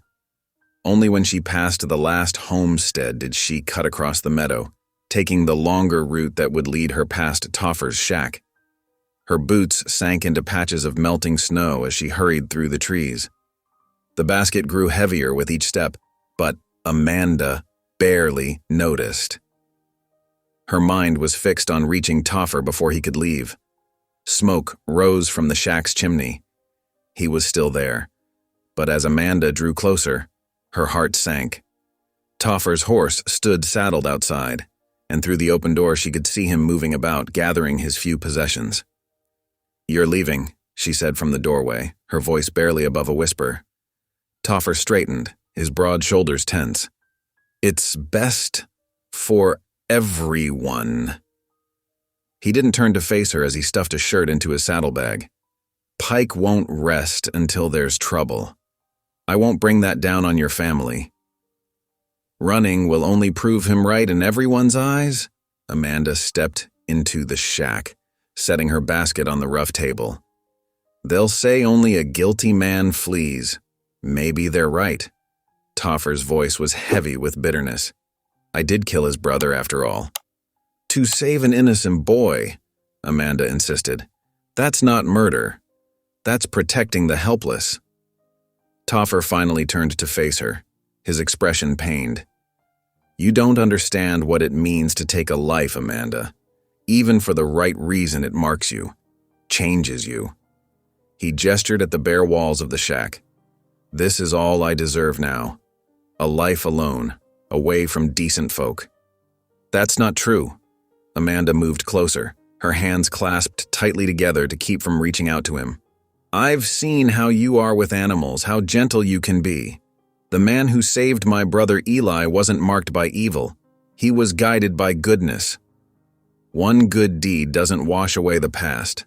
Toffer shook his head. "I've tried to change, tried to live peaceful, but the past follows me everywhere. Better to keep moving than bring darkness to your door." "Is that what you truly believe?" Amanda's voice grew stronger with conviction. "That God's mercy has limits? That he can't use even the broken to show his grace?" Toffer fell silent, his massive frame seeming to shrink as her words struck home. Amanda pressed on, her heart racing with the urgency of the moment. When David killed Goliath, was that not taking a life? When Moses led his people from Egypt, did that not bring violence?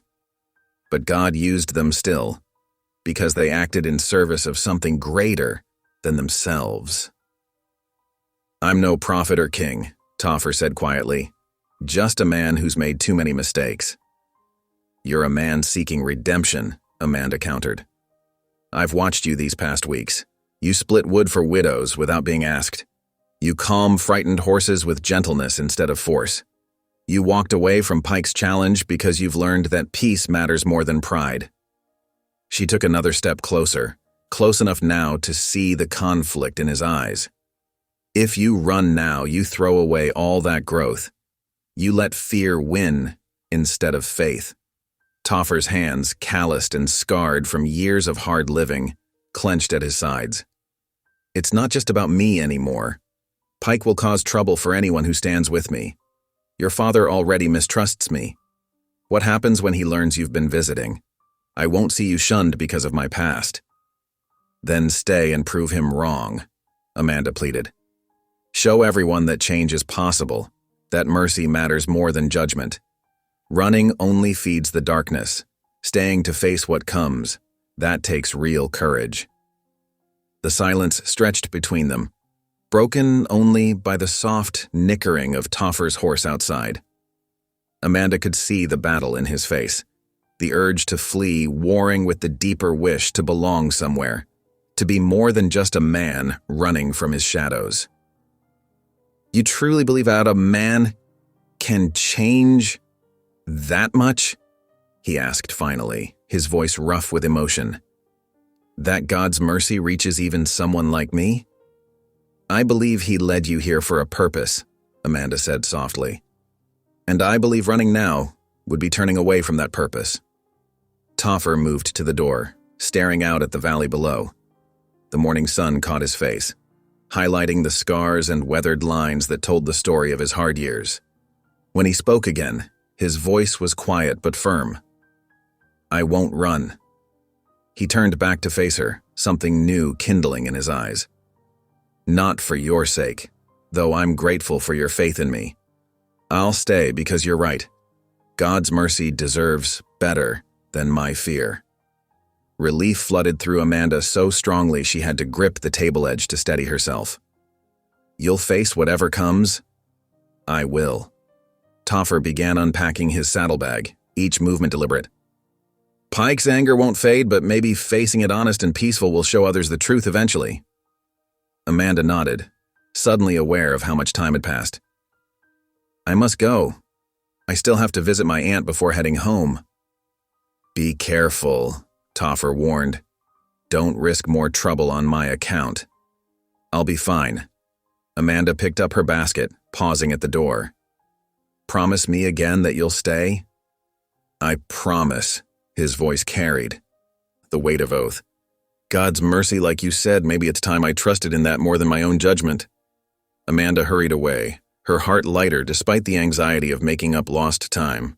She practically ran to her aunt's house, delivered the basket with apologies for being late, and started home as the afternoon shadows began to lengthen. That evening, safe in her bed, Amanda lay awake long into the night. Her body trembled with the weight of her secret, not just the forbidden visit, but the knowledge that her words might have changed the course of a man's life. She whispered prayers into the darkness, asking for strength for them both in the days ahead. Outside her window, a lone whippoorwill called into the night, its song carrying across the silent valley. Somewhere out there, in a humble line shack, a former mountain man was choosing to trust in mercy rather than fear. Amanda finally drifted off to sleep, her dreams filled with hopes of redemption and the power of unwavering faith. The morning sun cast long shadows across the dusty main street of Miller's Creek as Harlan Pike strode purposefully toward the sheriff's office. His boots kicked up small clouds with each determined step, matching the storm brewing in his expression. Sheriff Nathan Cole looked up from his desk as Pike burst through the door, the tin star on his chest catching the light filtering through the grimy window. "I want Blackwood arrested," Pike demanded, planting both hands on the sheriff's desk. "He's a killer, plain and simple." Sheriff Cole leaned back in his creaking chair, studying Pike with weathered eyes. "You got a warrant I don't know about?" "Don't need one. Everyone knows what he did." Pike's face reddened. "My brother's blood is on his hands." "That may be so," the sheriff said carefully, "but the law has procedures. Can't just lock a man up on say-so, even yours." He stood slowly, adjusting his gun belt. "Besides, far as I can tell, he's been peaceful since arriving." "Peaceful?" Pike spat the word. "A wolf is peaceful too, right up until it attacks." "You waiting for someone else to die before you act?" The sheriff's expression hardened. "I'll keep watch on him, same as I do anyone new in town, but without proper papers, my hands are tied." "Your hands are tied because you want them to be," Pike growled. He jabbed a finger toward the window. "That killer is living right outside town, and you're hiding behind procedure." "I'm following the law," Sheriff Cole corrected firmly.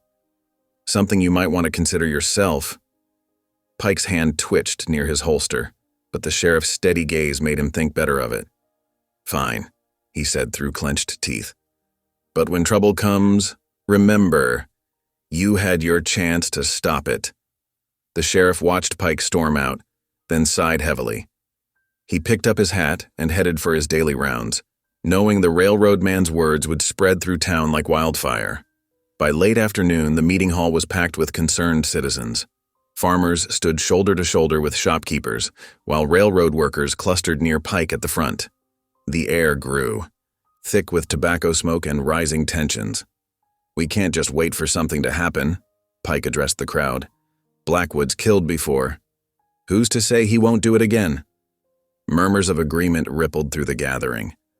A shopkeeper's wife clutched her shawl tighter. "I won't let my children play outside with him lurking about." "Now, hold on," Sheriff Cole cut in from his position by the wall. "No one's been threatened, no laws broken. We're still a town of justice, not mob rule." "Justice?" Pike turned to face him. Where was justice for my brother? Before the sheriff could respond, Jacob Yoder rose from his seat. The crowd hushed, surprised to see the Amish man speaking at a town gathering. "I have something to say about Topher Blackwood," Jacob said, his voice quiet but carrying. He clasped his hands before him, choosing his words carefully. "This man saved my son Eli from a spooked horse, could have been killed himself, but he didn't hesitate." The revelation sent whispers through the crowd. Pike scoffed. "One good deed doesn't erase murder." "No," Jacob agreed, "but perhaps it shows something of his character now." He paused, clearly uncomfortable with the attention but pressing on. "Our ways teach us to look for God's light in all people, even those who have done wrong." More murmurs filled the hall. "But different now, Maudai?" Thoughtful, questioning. A widow spoke up from the back. "He fixed my fence last week. Didn't ask for payment or nothing. And my well-needed cleaning," another settler added. "Found it done one morning. Tracks in the snow were big enough to be his." Pike's face darkened as the mood began to shift. "You're all being fooled. He's trying to win your trust, but a killer's nature doesn't change." "Maybe not," Sheriff Cole said quietly. "But a man's choices can—" The meeting continued, growing more heated as sides were taken. Some stood with Pike, demanding action. Others urged caution, influenced by the revelations of Blackwood's recent good deeds. When it finally broke up, the town had divided itself into wary camps. Meanwhile, in his line shack, Topher sat alone in the gathering dusk. His massive frame was bent over a whetstone as he carefully sharpened his axe, not with hurried anger, but with the patient strokes of a man who knew his tools. The metal rang softly with each pass. He paused, holding up the blade to catch the last light through his window. His reflection stared back at him, distorted in the steel. Slowly, deliberately, he set the axe down on his rough-hewn table. "No more fighting," he whispered, staring at his scarred hands. They were strong hands, capable of great violence, but also, he had learned, of gentleness. He thought of how they had lifted Eli to safety, mended the widow's fence, cleaned out the well. The crunch of footsteps in the snow made him look up. Amanda stood in his doorway, a small Bible clutched in her hands. Her face was flushed from the cold and hurrying. "I heard about the meeting," she said softly. "Are you all right?" Topher nodded, gesturing to his single chair. Amanda sat, opening her Bible to a marked page. The lantern light cast a warm glow as she began to read in a clear, steady voice. "Therefore, if anyone is in Christ, he is a new creation. The old has passed away. Behold, the new has come." The words hung in the air between them. Topher sat silent on his bed, but Amanda could see how intently he listened. She turned to another passage.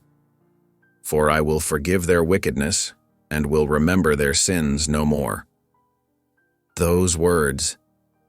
Topher's voice was rough with emotion. "They're meant for better men than me." "They're meant for all who seek redemption," Amanda corrected gently. She continued reading, verses about mercy and transformation, about the power of faith to change hearts. The lantern flickered as evening deepened into night. Finally, Amanda marked her place with a slip of paper covered in carefully written verses. "Keep this," she said, holding it out to him, "for when you need remembering." Topher took the paper carefully as if it might crumble in his large hands. With deliberate movement, he folded it and tucked it into his coat pocket, close to his heart. "Thank you," he said simply. Amanda rose to leave, knowing she had already stayed longer than she should. At the door, she paused. "Whatever happens, remember, God sees who you are trying to become, not just who you were." After she disappeared into the darkness, Topher sat for a long time, one hand resting over the pocket that held her verses. Outside, coyotes called to each other across the valley, their voices carrying over the scattered lights of town. But inside the humble shack, a different kind of wildness was being tamed, not by force or fear, but by the gentle power of faith and forgiveness. The morning sun cast long shadows across the muddy street as Amanda made her way toward Widow Chen's store for thread. Fresh puddles dotted the ground where patches of snow had melted, reflecting the clear blue sky above.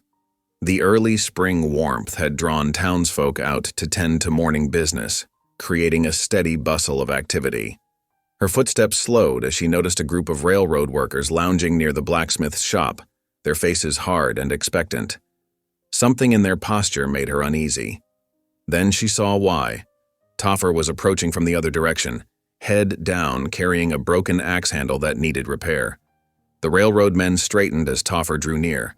Pike, their foreman, stepped forward with a sneer. "Well, if it ain't the gentle giant himself." His voice carried across the street, drawing attention from passers-by. Toffer paused, then tried to step around them. "Excuse me," he said quietly. "Just need to see the smith." "Here you've been playing handyman," Pike continued, moving to block his path. "Fixing fences, cleaning wells, real touching." He spat in the dirt near Toffer's boots. "My brother won't be fixing anything ever again, thanks to you." Amanda's heart pounded as she watched from across the street. Other townspeople had stopped to stare, forming a loose circle around the confrontation. She wanted to cry out, to intervene, but her feet seemed rooted to the spot. "That was a long time." "Ego," Toffer said, his voice steady despite the tension. "I'm not that man anymore." Pike's face twisted. "A killer's a killer." Without warning, he shoved Toffer hard in the chest. The big man stumbled back a step, but didn't raise his hands. "Fight back!" Pike snarled, shoving him again. "Show everyone what you really are." Two other railroad workers moved in, grabbing Toffer's arms. He could have thrown them off easily. Amanda had seen his strength when he saved Eli, but he stood passive, accepting their rough handling.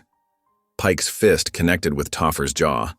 The crack of impact made Amanda gasp. Blood trickled from Toffer's split lip, but still he made no move to defend himself. "Coward!" Pike spat, hitting him again. "You weren't so peaceful when you murdered my brother."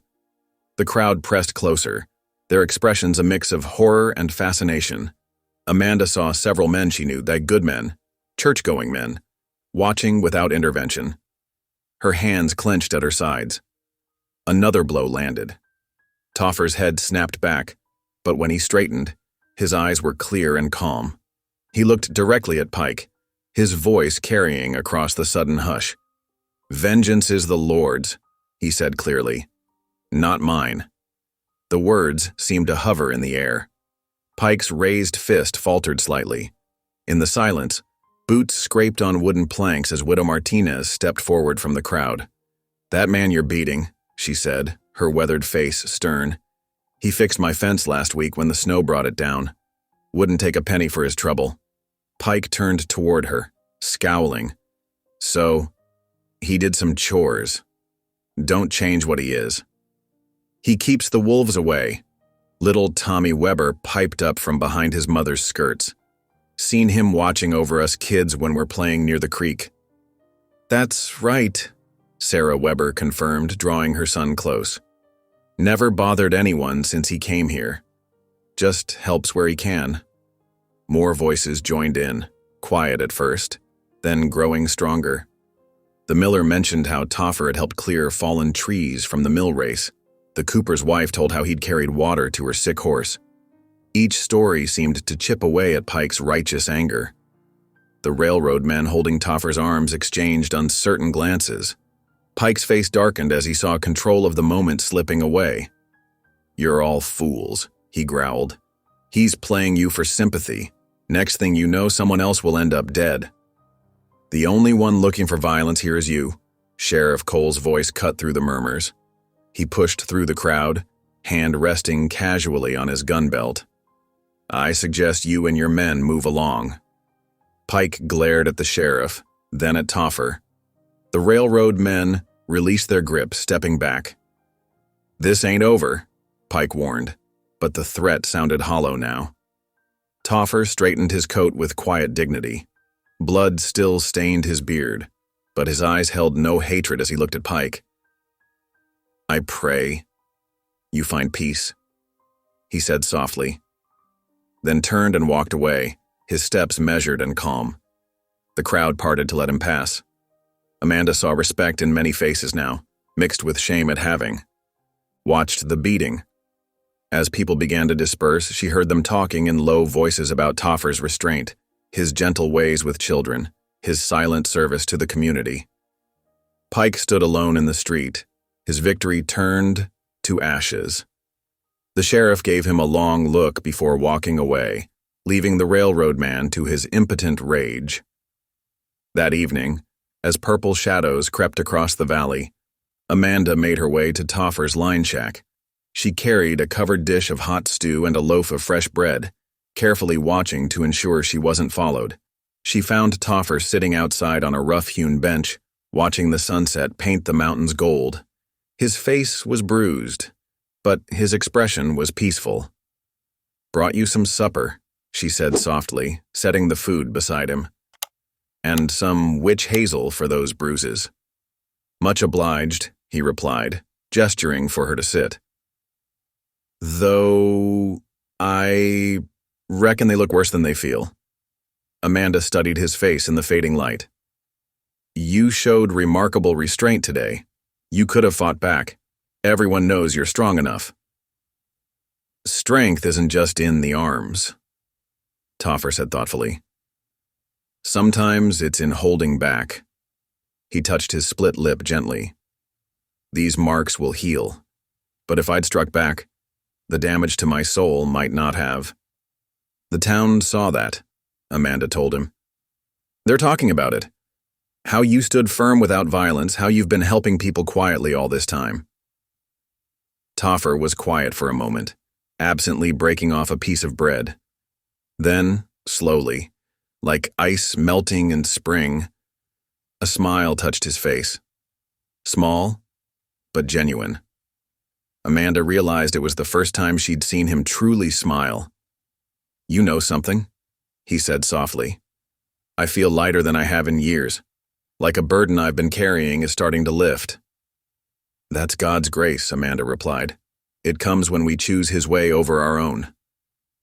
They sat in comfortable silence as the last light faded from the sky. Stars began to appear, brilliant in the clear mountain air. From somewhere in the darkness, a whippoorwill called. "I should go," Amanda said finally, rising. "But I'm proud of what you did today, Toffer. You showed everyone that a man can change, if his heart is willing." Toffer nodded, the ghost of his smile still lingering. "Thank you," he said simply. "For the food, and for believing in me when no one else did." Amanda slipped away into the gathering night, her heart full. Behind her she could see the warm glow of Toffer's lantern through his window, no longer a lonely light in the darkness, but a beacon of hope and transformation. The evening settled over the valley like a gentle hand, bringing with it the promise of spring and new beginnings. In his humble shack, Toffer bowed his head over Amanda's food, offering a prayer of genuine gratitude for the first time in more years than he could remember. The railroad foreman paced the saloon like a caged animal, his humiliation turning to dark purpose. "That killer's made fools of us all," Pike growled to the men gathered around him. "Maybe it's time we showed him, and those who shelter him, what justice really means." Whispers spread through the valley like wildfire. Amanda heard fragments at the general store, threats of torches in the night, of masked riders. Her stomach churned when she realized the Yoder farm might be targeted for showing Toffer kindness.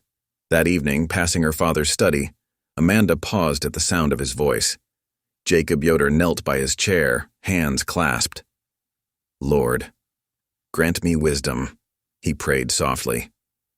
"My pride says one thing, but my heart sees something different in that man. Show me your will." Amanda's eyes welled with tears. Her father's stern exterior was cracking, though he struggled to admit it openly.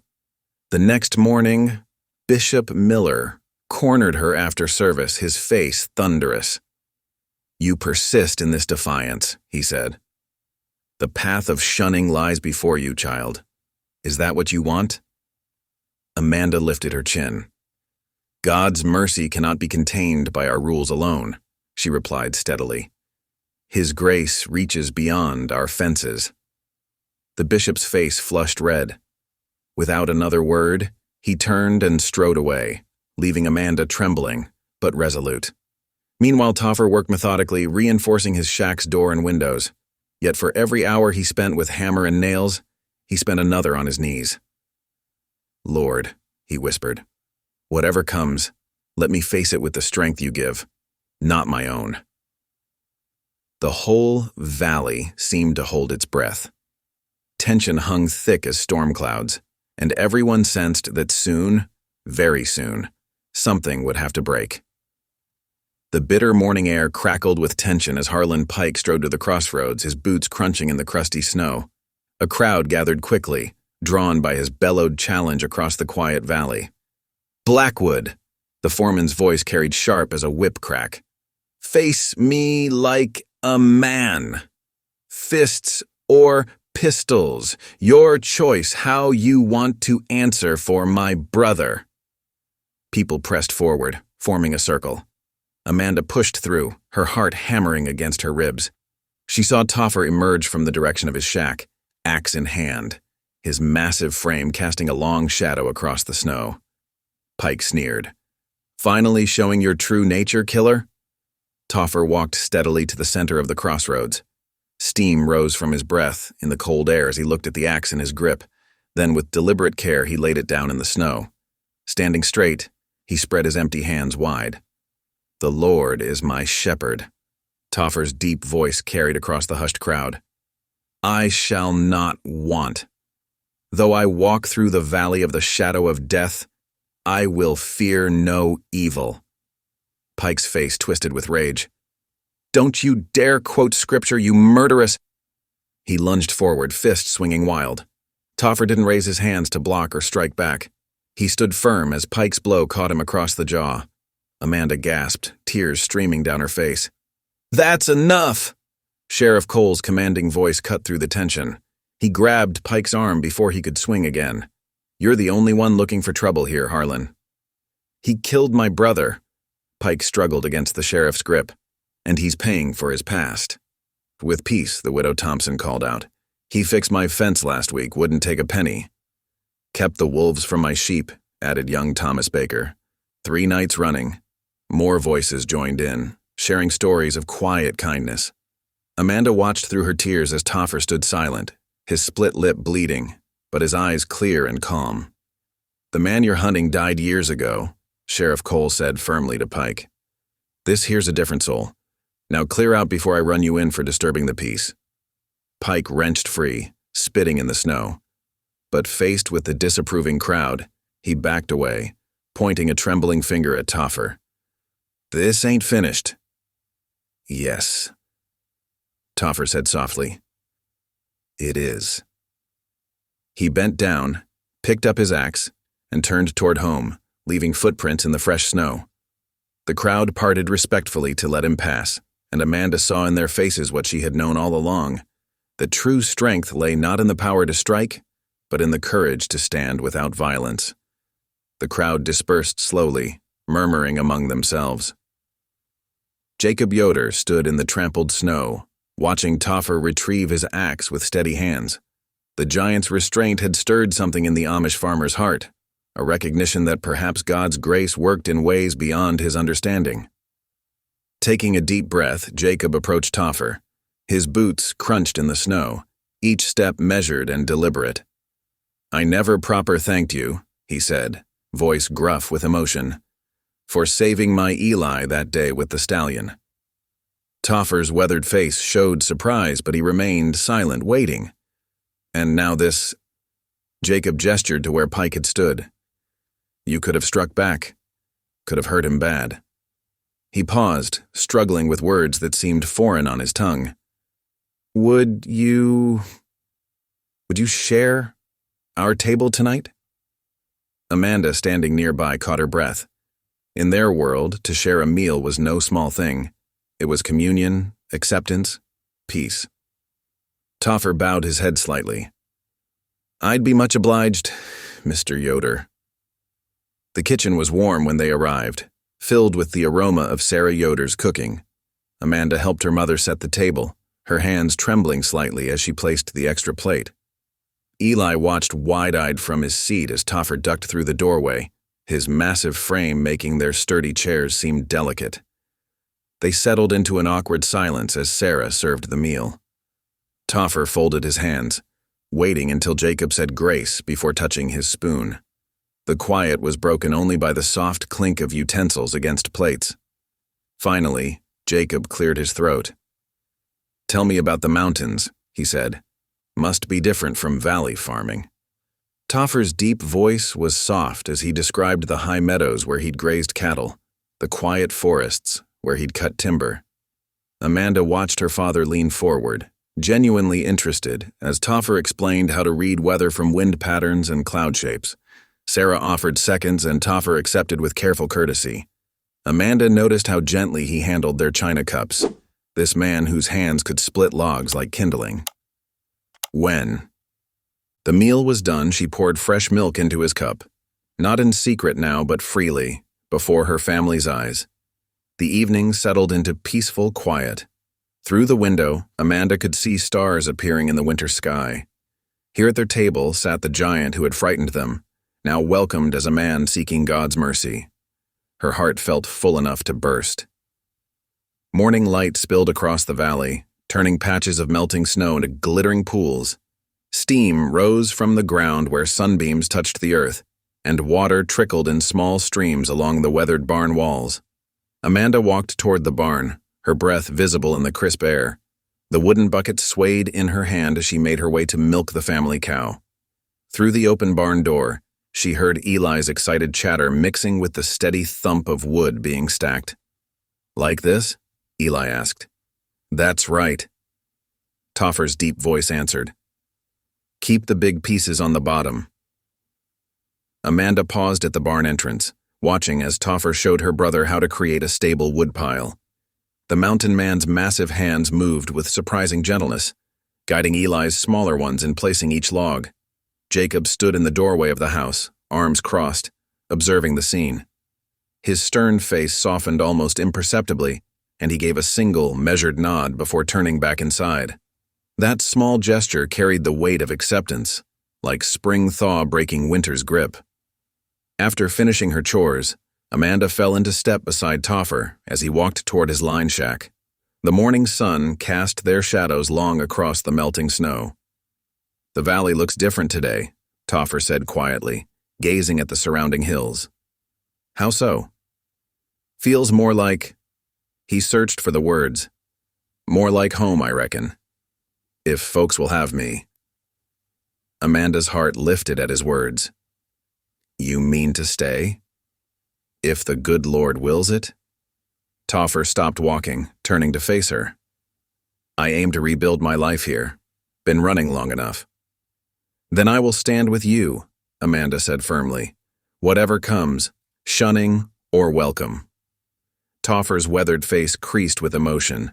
Then, to Amanda's surprise, he bowed his head and spoke aloud, his voice rough with feeling.